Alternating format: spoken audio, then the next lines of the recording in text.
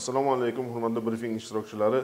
E'tiboringizga tuman mahalliy byudjetining 2025-yil 5 oyda ijrosi va ijtimoiy soha tadbirlariga yo'naltirilgan mablag'lar va ularning moliyalashtirishi to'g'risida hisobot bermoqchiman. Tuman mahalliy byudjetining 2025-yil boshiga 812,7 million so'm erkin qoldiq mablag'lari Xalq deputatlari Nurot tuman kengashining 25-fevraldagi 25-sonli qaroriga asosan quyidagi maqsadlarga yo'naltirildi. Jumladan, ayollar daftari jamg'armasiga 100 million so'm, yoshlar daftari jamg'armasiga 327,4 million so'm, fuqarolar tashabbusi jamg'armasiga 243,8 million so'm, bolalar sog'lomlashtirish va aholi salomatligini tiklash jamg'armasiga 15 million so'm, O'zbekiston Respublikasi Prezidentining 2023-yil 11-martdagi 92-sonli qaroriga asosan tumandagi keksalar maslahati guruhi a'zolarini rag'batlantirish xarajatlari uchun 17,3 million so'm, tuman hokimligi binosini qo'riqlash xizmat xarajatlari uchun 87 million so'm, tuman hokimligi tashkil nazorat kadrlar guruhi xodimini rag'batlantirish xarajatlari uchun 22,2 million so'm mablag'lar yo'naltirilgan.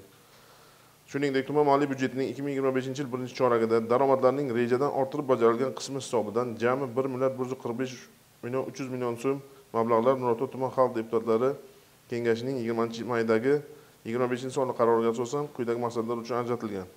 Jumladan, ayollar daftari jamg'armasiga 100 million so'm, yoshlar daftari jamg'armasiga 56,8 million so'm, fuqarolar tashabbusi jamg'armasiga 423,1 million so'm, O'zbekiston Respublikasi Prezidentining 22-yildagi 427-sonli qaroriga asosan bolalarni sog'lomlashtirish va aholi salomatligini tiklashga ko'maklashish jamg'armasiga 15 million so'm.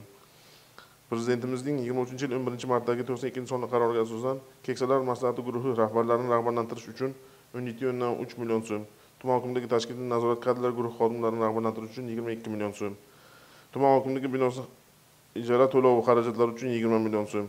Navoiy viloyat hokimining 11-martdagi yig'ilish bayoniga asosan tuman hokimi o'rinbosarlarining faoliyatini eng muhim samaradorlik ko'rsatkichlarini baholash natijalariga ko'ra rag'batlantirish xarajatlari uchun 43 million so'm. O'zbekiston Respublikasi Prezidentining 23-yil 25-iyundagi 1044 sonli qaroriga asosan obod ko'cha va obod mahalla mezonlarini joriy etish maqsadida G'afurg'ulom mahalla fuqarolar yig'inida ichki yo'llarni joriy ta'minlash ishlari xarajatlari uchun 237,1 million so'm mablag'lar, shuningdek Nurot tuman maktabgacha maktab ta'lim bo'limiga qarashli umumta'lim maktablarini yangi o'quv yiliga tayyorlash maqsadida zarur qurilish materiallari sotib olish xarajatlari uchun 123,6 million so'm mablag'lar ajratilgan.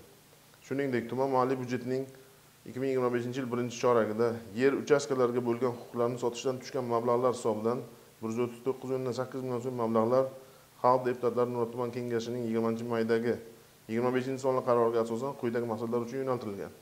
Jumladan, ayollar daftari jamg'armasiga 43,2 million so'm, internet yangi tizimi yagona operatori 6 oylik to'lov xarajatlari uchun 21 million so'm, Navbahor tumanlararo iqtisodiy sudining 25-yil 13-fevraldagi 606-sonli hal qilib qaror ijrosini ta'minlash maqsadida 75,6 million so'm mablag'lar yo'naltirilgan. Tuman moliya byudjetining 1-choragida davlat aktivlarini sotishdan mahalliy byudjetga tushumlar hisobidan jami 124,9 million so'm mablag'lar xalq deputatlari Nurot tuman kengashining 20-maydagi qaroriga asosan quyidagi maqsadlar uchun yo'naltirilgan. O'zbekiston Respublikasi Prezidentining 25-dekabr 2024-yildagi 455-sonli qaroriga asosan kambag'allikdan farovonlik sari dasturini amalga oshirish xarajatlari uchun 124,9 million so'm mablag'lar yo'naltirilgan. Bundan tashqari, O'zbekiston Respublikasi Vazirlar Mahkamasining 20-yil 2020-yil 25-martdagi 182-sonli qarori bilan uy-joy sotib olish uchun fuqarolarga subsidiya to'lash tartibi to'g'risidagi nizom to'g'risida hisobot beraman. Nizomga ko'ra, O'zbekiston Respublikasining 18 yoshdan 60 yoshgacha bo'lgan fuqarolari ipoteka kreditlari bo'yicha boshlang'ich badal va foiz xarajatlarining bir qismini qoplash uchun subsidiya olish maqsadida ariza bilan murojaat qilish huquqiga ega.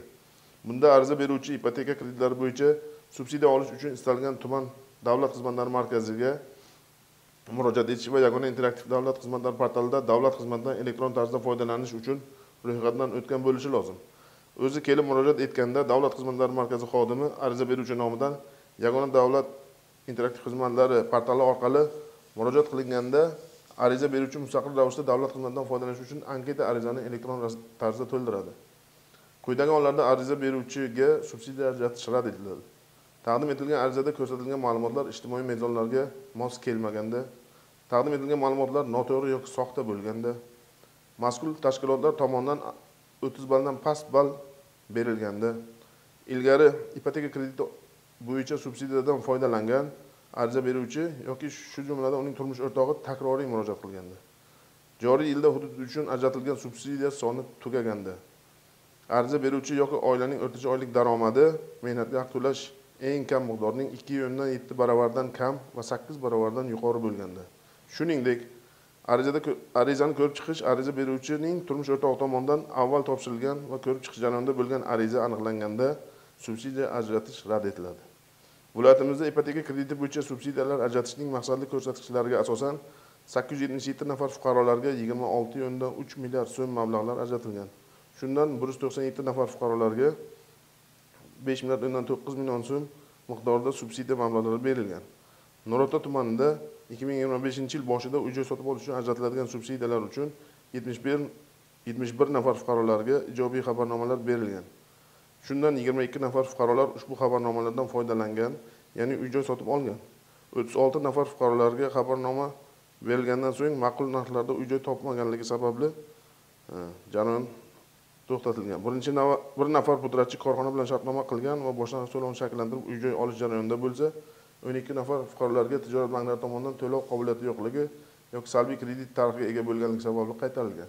O'zbekiston Respublikasi Prezidentining 13-aprel 2021 yildagi budjet jarayonida fuqarolarning faol ishtirokini ta'minlash bo'yicha qo'shimcha chora-tadbirlar to'g'risidagi 50/72-sonli qarori ijrosi yuzasidan tumanda 2025 yil 1-mavsum tashabbusli budjet jarayonida Open budjet axborot portali platformasiga 123 ta takliflar kelib tushdi va shulardan 8 ta takliflar ko'pchilik ovoz bilan g'olib deb topildi. Ushbu loyihalarga 11,3 milliard so'm mablag'lar yo'naltirildi. Bugungi kunda loyihalashtirish ishlari yakunlanib, pudratchi tashkilotlarni aniqlash jarayoni davom etayotgan bo'lib, iyun oyining 3-o'n kunligida qurilish ishlari boshlanishi ma'lum qilinadi. Qisqacha mavzular shulardan iborat. E'tiborlaringiz uchun rahmat.